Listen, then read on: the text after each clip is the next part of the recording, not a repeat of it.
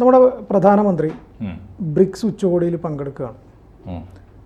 BRICS ഉച്ചകോടിയിൽ India പങ്കെടുക്കുമ്പോൾ സ്വാഭാവികമായിട്ടും നമ്മൾ അതിൽ നിന്ന് പ്രതീക്ഷിക്കുന്നൊരു കാര്യം പഹൽഗാം ഭീകരാക്രമണത്തെ അപലപിച്ച് അവിടെ ഒരു ചർച്ചയുണ്ടാകും, ഒരു പ്രമേയം പാസ്സാക്കുമോ, ആ രീതിയിൽ ലോകരാഷ്ട്രങ്ങളുടെ മുന്നിൽ ഞങ്ങൾ ഇങ്ങനെ ഒരു ആക്രമണത്തിന് ഇരയായിട്ടുണ്ട്, ആ ആക്രമണം ഒരിക്കലും അംഗീകരിക്കാൻ പറ്റാത്തതാണ്, പാകിസ്ഥാൻ നുഴഞ്ഞു കയറിയുള്ള ഭീകരാക്രമണത്തെ പ്രോത്സാഹിപ്പിക്കുന്ന ഒരു രാജ്യമാണ് എന്ന രീതിയിൽ ചർച്ച കൊണ്ടുവരാൻ അങ്ങനെ ഒരു ആഗോളതലത്തിലൊരു ചർച്ചയ്ക്കുള്ളൊരു സ്കോപ്പ് ഉണ്ടാക്കിയെടുക്കും എന്നാണ് പക്ഷേ അത്തരത്തിൽ പക്ഷേ ഒരു ചർച്ച നടന്നിട്ടുണ്ടെന്ന് തോന്നുന്നല്ലേ അവിടെ?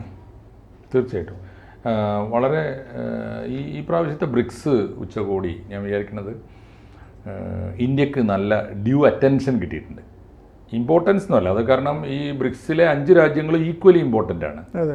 Brazil, Russia, India, China, south Africa.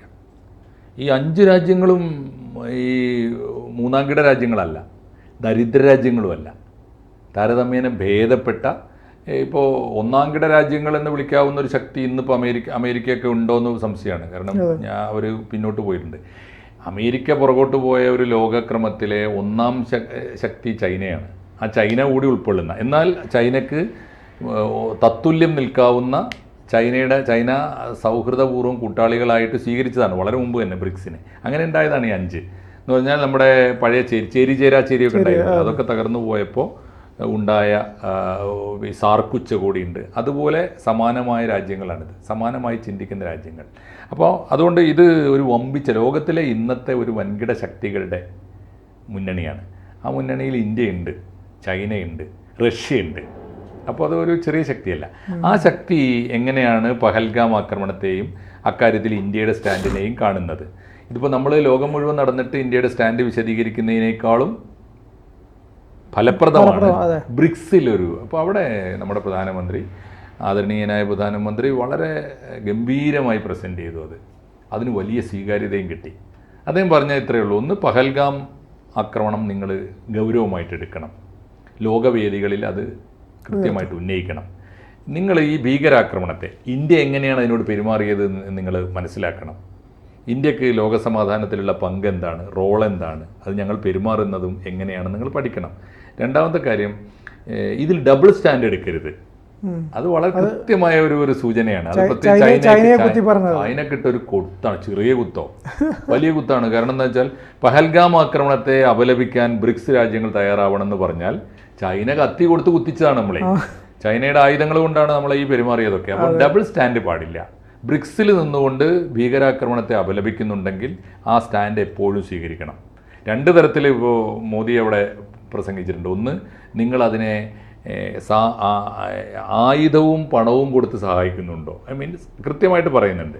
ഭീകരാക്രമണത്തെ അപലപിക്കുകയും എന്നാൽ ലോകത്തിലെ ഭീകരാക്രമണങ്ങളെ പിന്തുണക്കുകയും ചെയ്യുന്ന സ്റ്റാൻഡ് എടുക്കരുത്. അത് ഡബിൾ സ്റ്റാൻഡാണ്. ആ ഡബിൾ സ്റ്റാൻഡ് ബ്രിക്സിലെ അംഗരാജ്യങ്ങൾ എടുക്കരുത് എന്ന് കൃത്യമായിട്ട് പറയുന്നുണ്ട്. അത് വളരെ പ്രധാനപ്പെട്ട ഒരു കാര്യമാണ്.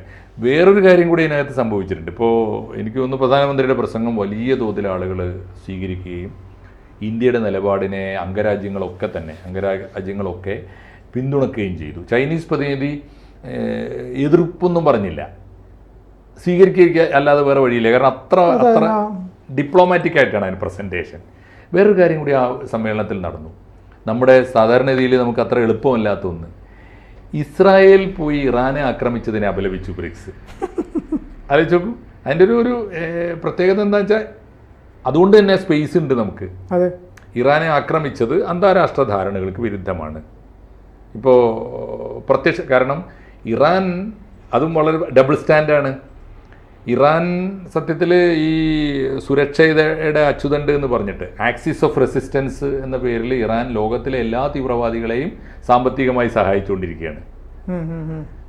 ആ സഹായിക്കുന്നത് ഇറാനാണ് എന്ന് മനസ്സിലാക്കിയിട്ടാണ് ഇസ്രായേൽ പോയി ആക്രമിച്ചത്.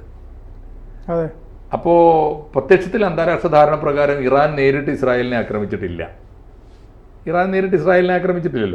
പക്ഷേ അതുകൊണ്ട് തന്നെ അത് പരിഹരിക്കേണ്ടത് ഇങ്ങനെയല്ല. ഭീകരാക്രമണത്തെ പ്രത്യക്ഷമായോ പരോക്ഷമായോ അല്ലെങ്കിൽ ഭീകരപ്രവർത്തനത്തെ അപലപിച്ച് അത് ഇത്തരത്തിലുള്ള അന്താരാഷ്ട്ര വേദികളിൽ ഉച്ചകോടികളിൽ ഉന്നയിച്ച് പരിഹാരം കാണുന്നതിന് പകരം നേരിട്ട് പോയി ഒരു രാഷ്ട്രീയ യുദ്ധം ആക്രമണം നടത്തിയത് തെറ്റാണ് എന്ന് പറയുന്നുണ്ട്. എന്ന് വെച്ചാൽ കുറെ കൂടി എനിക്ക് തോന്നിയത് ഈ ബ്രിക്സിലെ ഇന്ത്യയുടെ പെർഫോമൻസ്, മോദിജിയുടെ പ്രസംഗം, ഒപ്പം അതിനുണ്ടാക്കിയ പ്രതികരണം, അതുപോലെ ഈ ഇസ്രായേൽ വിരുദ്ധ പ്രമേയം, ഇസ്രായേൽ വിരുദ്ധം എന്ന് പറഞ്ഞുകൂടാ, ഈ ആക്രമണം ശരിയല്ല.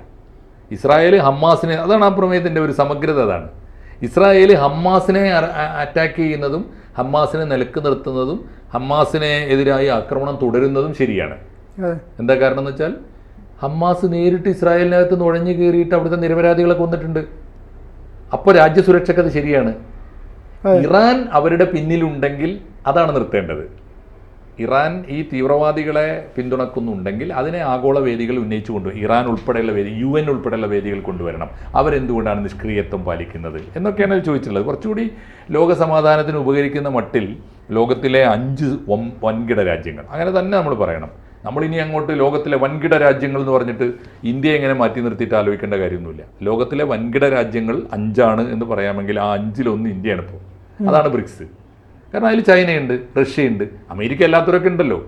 വൻകിട രാജ്യങ്ങൾ പെട്ടാണ്. ബ്രസീൽ ഒട്ടും മോശമല്ല, സൗത്ത് ആഫ്രിക്ക മോശമല്ല.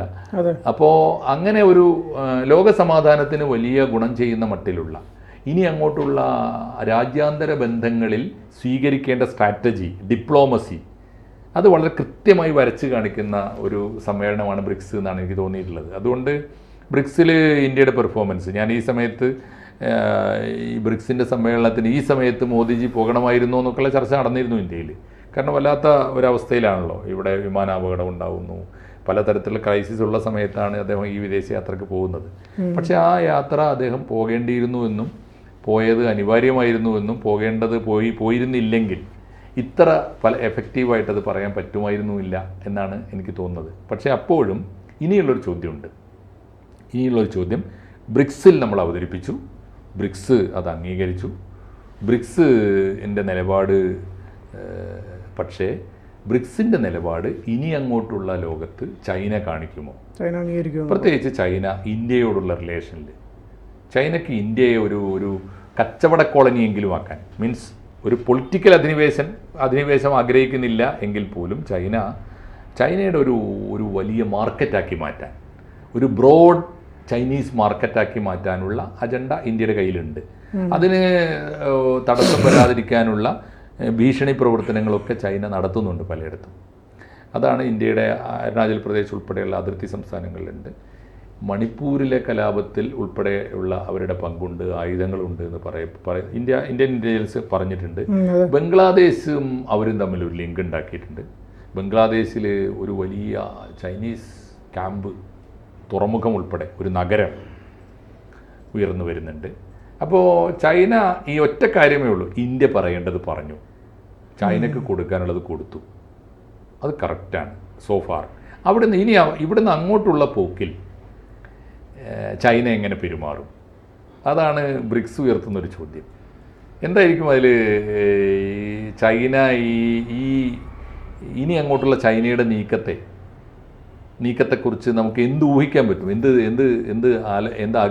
എന്ത് പ്രതീക്ഷിക്കാൻ പറ്റും ചൈനയിൽ നിന്ന്? ചൈന ശരിക്കും പറഞ്ഞു കഴിഞ്ഞാൽ പാകിസ്ഥാനുമായിട്ട് വളരെയധികം സൗഹൃദം, ഇന്ത്യയേക്കാൾ കൂടുതൽ സൗഹൃദം പുലർത്തുന്നുണ്ട്.